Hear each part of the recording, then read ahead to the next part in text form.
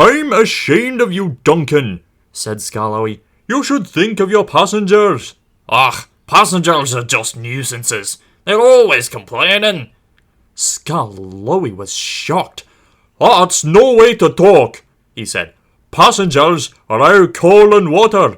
No passengers means no trains. No trains means no railway. Then we'd be on the scrap heap, my engine, and don't you forget it. Thank goodness Rheneas is coming home. Perhaps he'll teach you sense before it's too late." "Ugh, what's Rheneas to do with it?" "Rheneas saved our railway," said Skarloey. "Oh, please tell us about it," begged Peter Sam.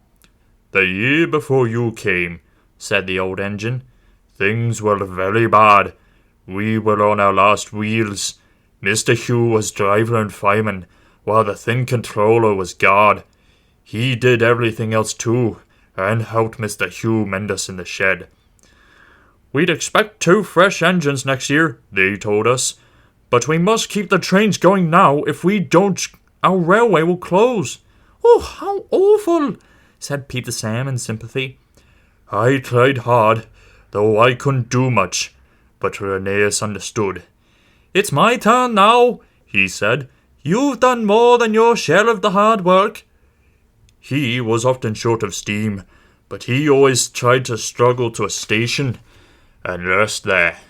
"What," said Skarloey earnestly, "is most important with passengers?" "Sure," exclaimed Duncan. "Passengers," Skarloey continued, "don't mind stopping at stations. They can get out and walk about. That's what stations are for.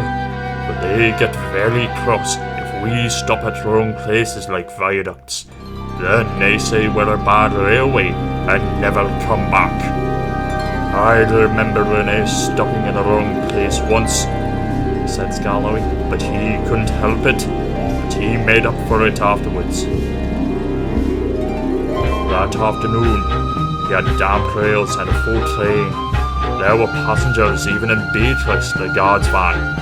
His wheels slipped dreadfully on the steep bit after the first station, but they gripped at last. 'The worst is over,' he thought. 'Now we're away. Oh, come along, he sang to the coaches. 'Come along.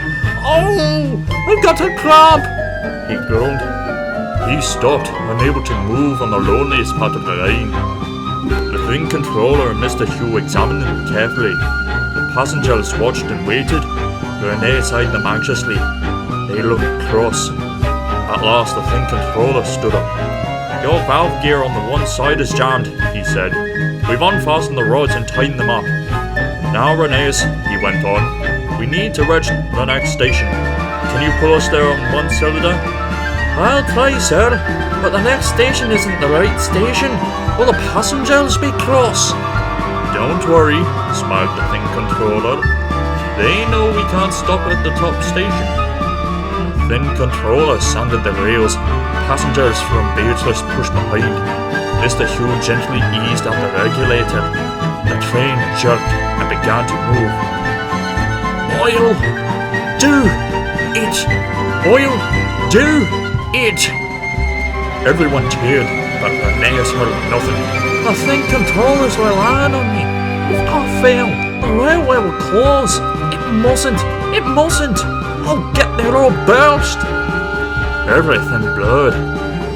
He was too tired to move another yard, but he did, and another, and another, and another, till, "Oh, I've got there at last!" he sighed with relief. "It's because of you, I'm indeed," said Mr. Hugh. All Rheneas remembered about the journey now was having to go on going on. At the big station, the passengers thanked him. "We'd expected a long walk," they said, "but you brought us home. We'll come again and bring our friends." "You're a gallant little engine," said the thing controller. "When you're rested, we'll mend you ready for tomorrow." Was Rheneas always ready for tomorrow? "Always," smiled Skarloey. "Whatever happened, Rheneas always pulled his trains." It was Duncan who broke the silence. Thank you for telling us about Rheneas, he said. I was wrong. Passengers are important after all.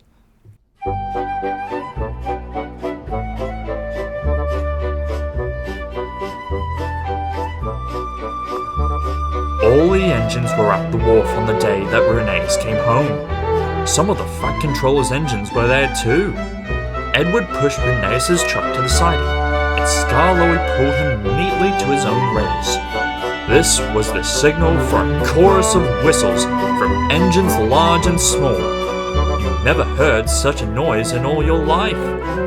The owner, Rheneas, and other important people made speeches. The band played, and everyone was happy.